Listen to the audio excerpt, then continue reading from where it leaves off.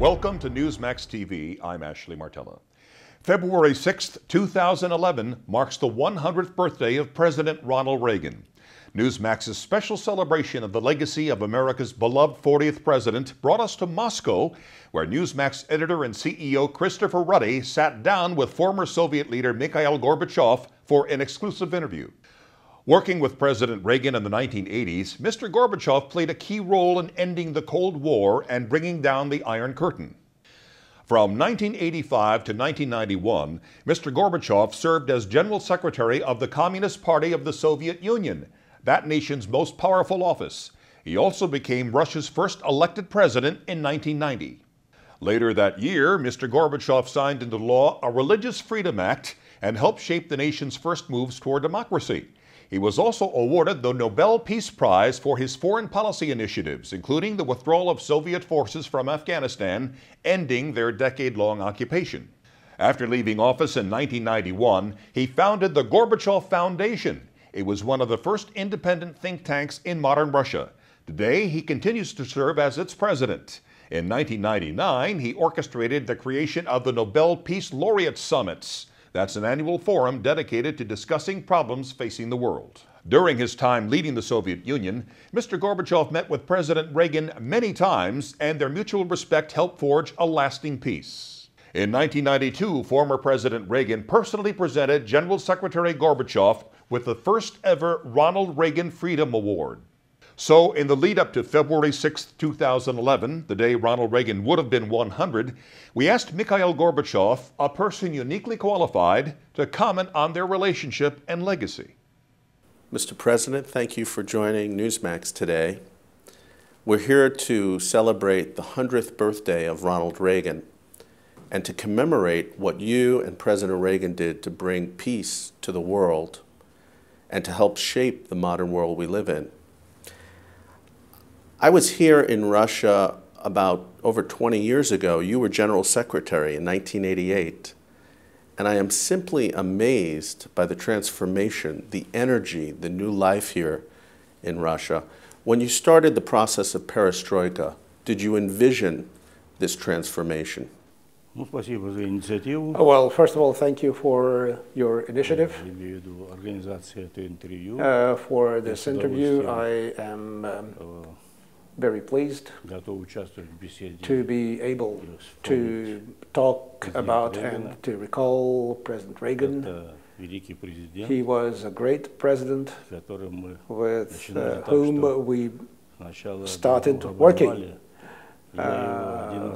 First, after our first talk, he called me a die-hard Bolshevik, and I called him a dinosaur. So that was our first meeting. But then we became good partners in the best sense of that word.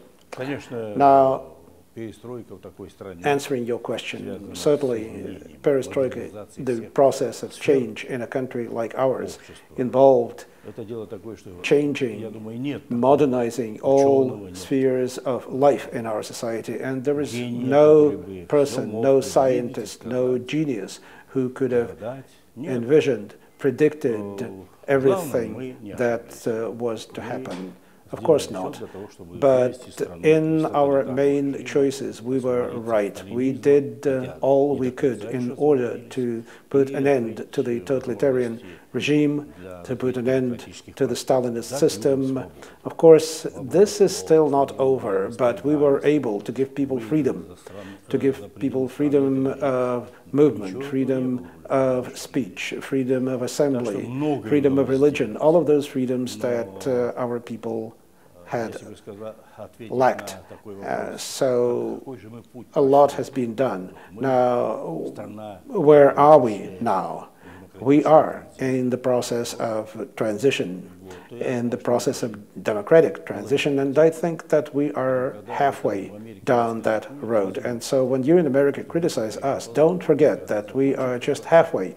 When we are through 100%, then we'll talk again. Well, we have a saying, half a loaf is better than none.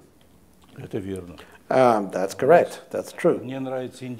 And I like the Indian saying, and that is, he who travels the road will reach the goal. We are moving, we are traveling that road. Some people are not noticing. Some people are saying that we're backsliding. Yes, sometimes there is some backsliding, but what I have said is true. We have certainly passed the point of no return. There can be no return to the past, to the old order. That's no longer possible. The new generation is starting its life.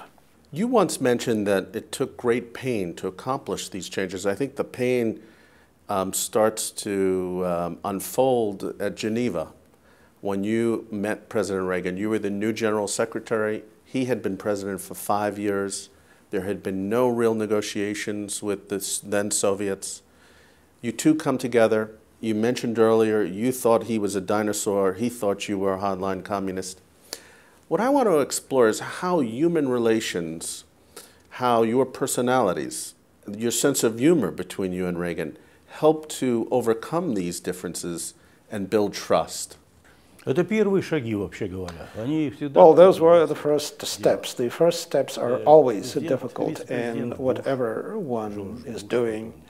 Vice President Bush, who later became the President of the United States, came to Moscow heading the delegation at the funeral of my predecessor, General Secretary Chernenko, and we had a conversation. In that talk we discussed many things, and among other things we agreed that it wasn't good that two superpowers who were at the head of the two big alliances at a time of great change and great danger, at a time when the threat of nuclear conflict was real, that the two superpowers had not been in contact for such a long time. For 6 years, the presidents of the United States, President Reagan and the Soviet leaders, had not met.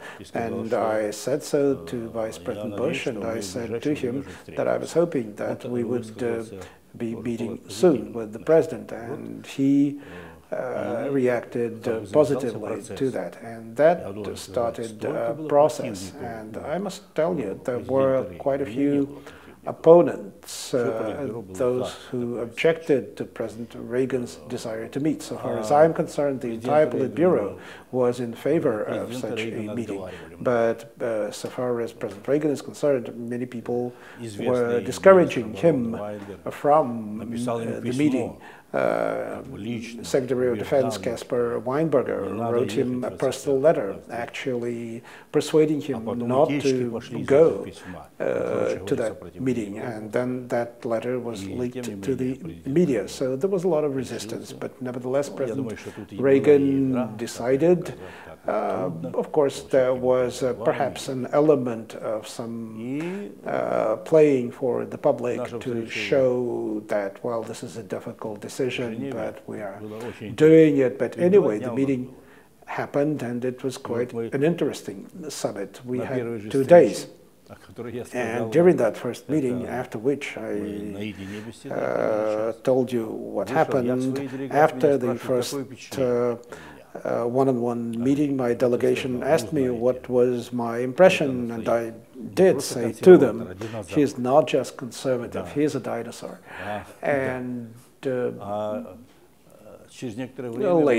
little later, we learned from Newsweek magazine that there was a leak from the US delegation about what Reagan said was his impression of Gorbachev. And he said, Gorbachev is a dyed-in-the-wool Bolshevik.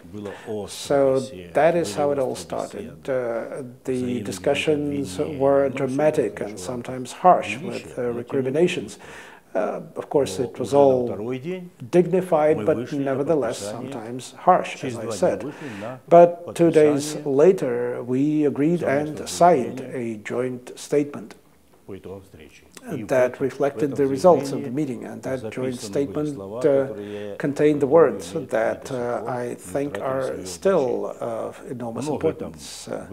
The statement covered all issues, but the most important thing was that it said that a nuclear war cannot be won and must never be fought.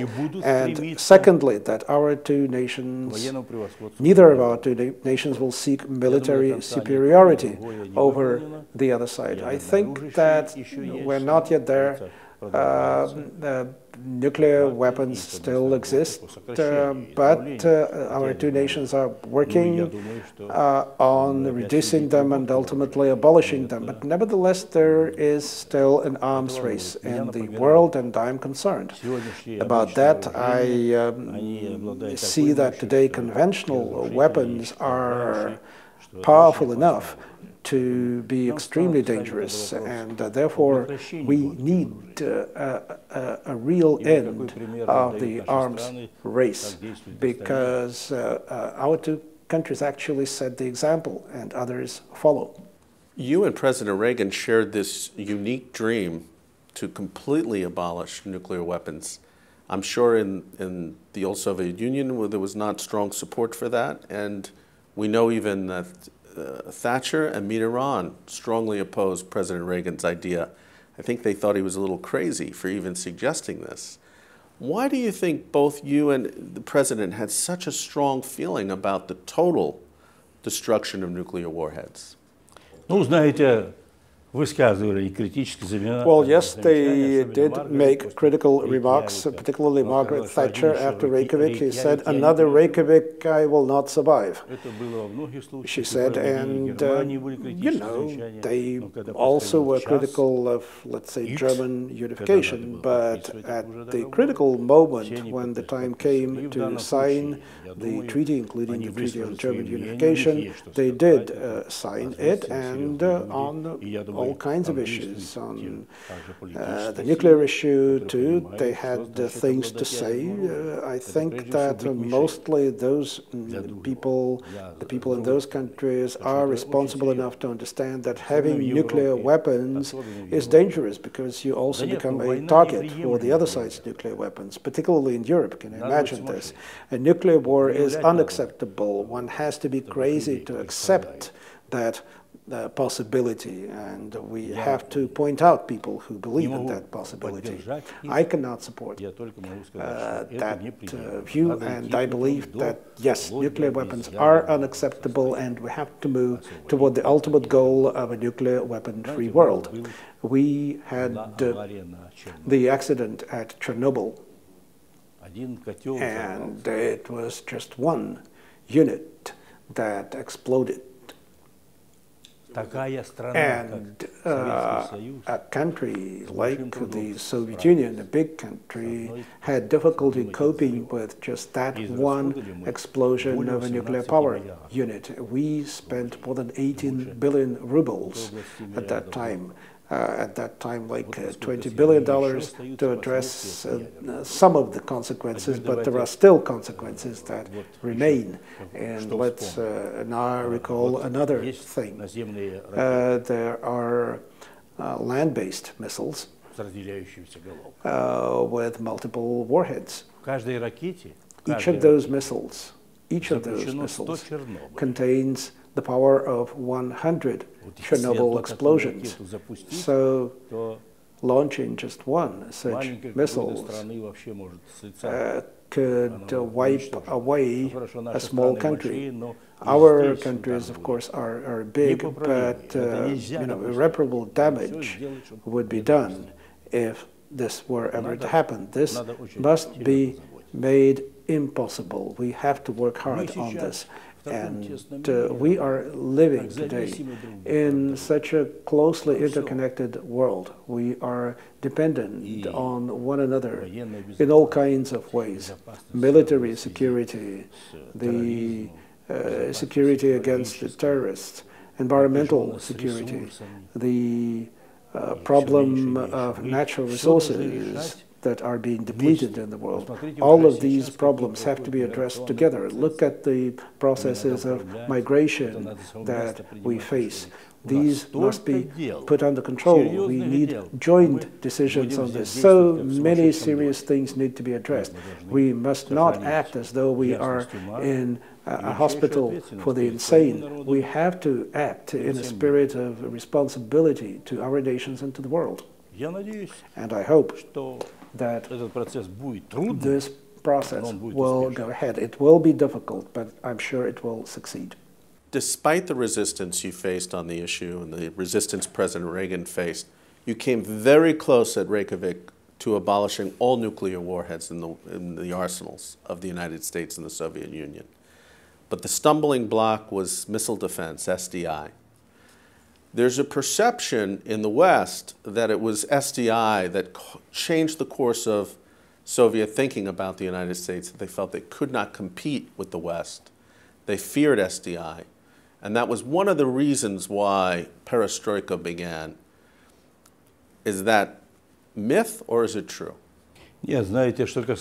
Well, so far as the military technical aspect is concerned, perhaps we were behind in some aspects of perhaps weapons or sensors, but we were not so badly behind.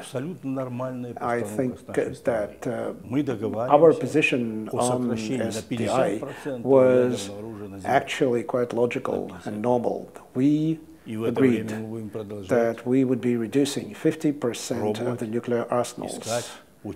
And why then, at the same time, look for a way to start an arms race in space, a missile defense arms race? And, I actually wanted to use strong language. Of course, we don't use strong language at official negotiations.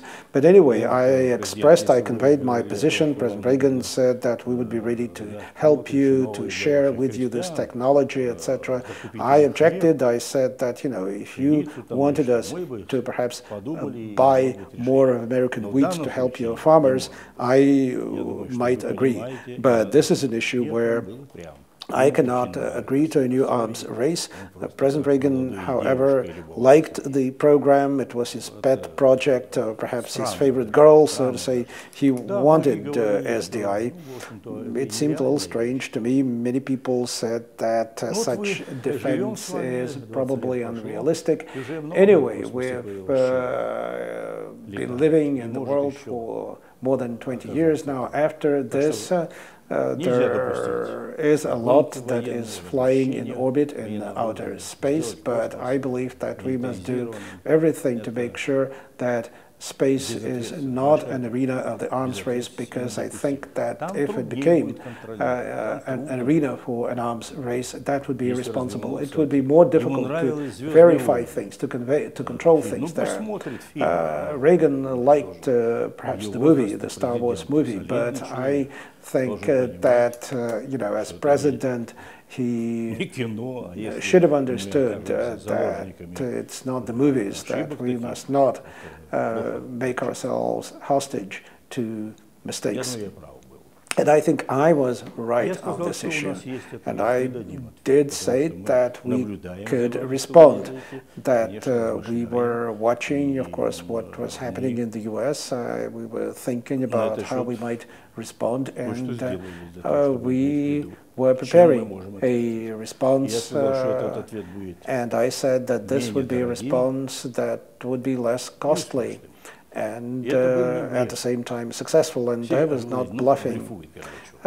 People were saying Gorbachev is bluffing. No, it wasn't a bluff. It was a project that had its code name and code number, but then we agreed to work together toward reducing nuclear weapons, and SDI-2 receded in importance.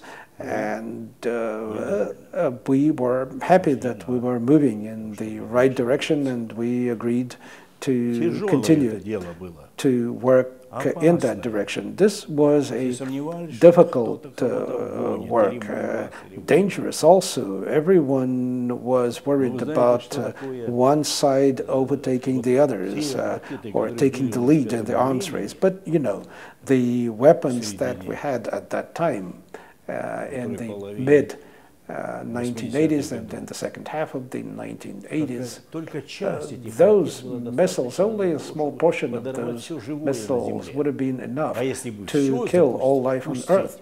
And exploding all of those weapons could have destroyed our entire planet. And so why continue? Speaking about the personal side of both you and President Reagan, I read your speeches in Eureka College that you gave in Illinois, President Reagan's college. And you talked about the common ground that you had with President Reagan. You both came from agrarian areas of your countries. You both deeply loved your wives. You noted President Reagan was deeply religious. Your grandmothers, you said, were deeply religious. How did Reagan's religious faith display itself to you? And in what way did you see this religious faith affecting the way he viewed the world in the Soviet Union? Well, I think that religion affects people profoundly. I am not myself a religious believer. I was not affected by it, but President Reagan had a sincere religious belief. I had never doubted his sincerity. And this certainly influenced his morality and his responsibility. We understood that and we respected his faith. Overall, I would say the important thing was that both Reagan and I were people who understood and who had a strong awareness of their responsibility. The responsibility to their two nations and to the world. We knew better than anyone else what nuclear weapons meant and what the use of nuclear weapons could bring. You once said about what you and Reagan did, quote, "It's incredible that we were able to do it. I am still amazed. I am more amazed now than before that we were able to pull it off." So I ask you, in the final analysis, what was the main factor that enabled you and Reagan to pull off this incredible feat of ending the Cold War? Я думаю, все-таки оказались два человека, I think there were two persons которые who хорошо понимали ситуацию. Understood the situation very well because we had all the information about what nuclear weapons could bring and also about the numbers of nuclear weapons and about where they were. But what is even more important is that both of us, I think, had the moral position. We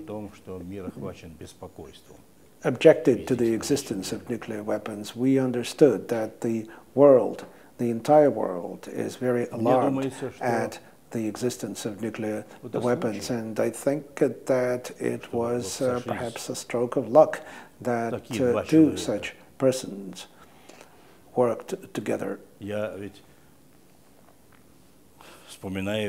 And I recall my conversations with George Bush, the father, and also with Secretary of State Schultz. Recently, we talked here in this building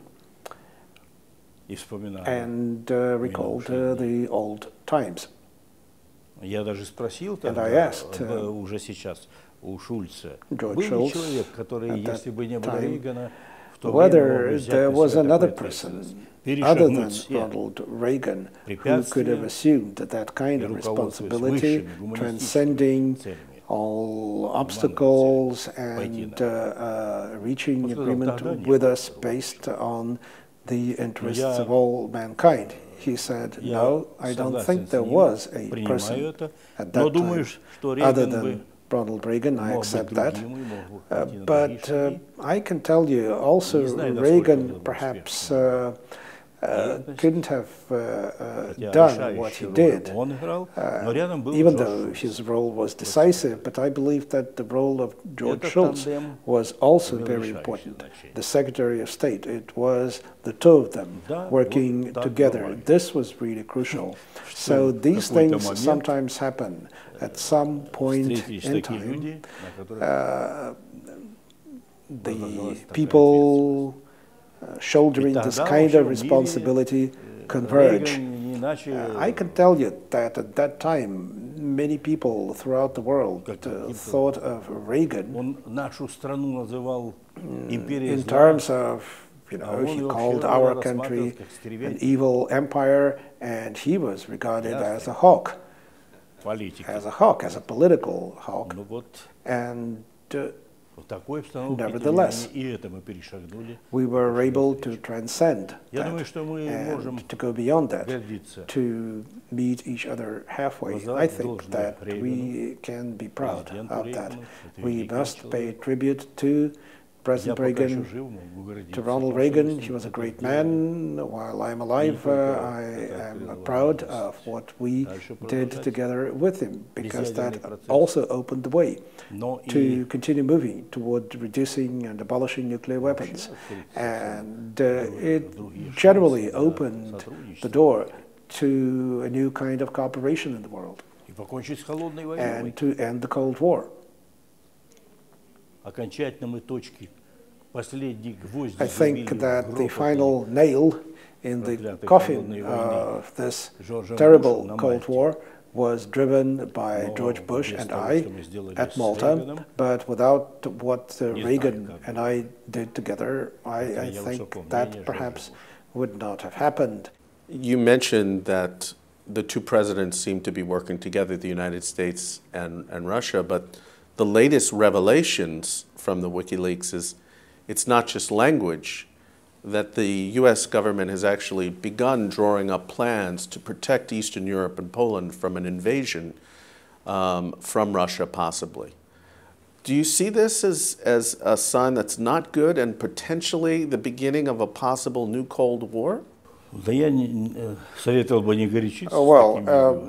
I would suggest that you don't jump to conclusions, that you don't try to scare people. Some people certainly would like to fuel the talk of danger. The military-industrial complex actually lives on that. They get billions and trillions of dollars worth of military contracts, and therefore there are people who want this kind of thing. But I think that a country that cannot grow without an arms race, that's not a normal country. We need to develop a new economic model that is not dependent on the weapons production, that is not dependent on an arms race for the economy's growth. Why grow the economy by making weapons, selling weapons, arms trade? When you sell weapons, think about where those weapons, in whose hands those weapons will end up. So don't look at that kind of people. Let's look at the world and the situation in the world and in our countries. Even in powerful countries like America and Russia, there are people who are poor and there are people who are very concerned about the future. Think about that. And I think that ultimately the healthy, reasonable approach, healthy and reasonable judgment will prevail over these erroneous thinking. Mr. President, when I think of you and President Reagan, I think of the line from the Bible that says, "Blessed are the peacemakers, for they shall be called the sons of God." And on behalf of the American people, I want to thank you for being one of those peacemakers. Oh, well, I think that we were working hard. We tried our best. We worked together with President Reagan. I think that this will be remembered. And I would like to say that I appreciate this opportunity. It is good that we have been able to meet and to recall President Reagan on the eve of his 100th birthday. When we worked together, I noted that he was born on the same year as my mother, and therefore he was 20 years older than I am. There was a moment when President Reagan started lecturing me. I think that was probably during my first visit to the United States, and I had to stop him. I had to object to that. I said, "Mr. President, you're not a teacher and I'm not a student. You're not a prosecutor and I'm not the accused." I said, "Mr. President, we represent great nations. I am ready to work with you. I am ready to work very hard with you to improve our relations, to improve our relations on the human level, on the military level. We can do it, but only if we work as equals. If you disagree, then we could just end our conversation." And after that, a little later, President Reagan said, "Let us go on a first-name basis. Call me Ronald and I'll call you Michael." I said, "Fine, I'm fine with that," and this is how our relationship evolved. This is how our relationship became more and more human, and this is what I would like to say at the end of this conversation, to really pay tribute to President Reagan, the great American and a great man for all mankind, because of course, we all make mistakes. He made his mistakes, but during his second term, he did a great deal in order to reverse the course on which the world was set, and to move toward ending the nuclear confrontation, to start reducing nuclear weapons, and most importantly, to turn toward ending the Cold War. And this is very, very much to his credit, his merit, to his country and to all other countries. And I would like to give him his due, to pay tribute to him.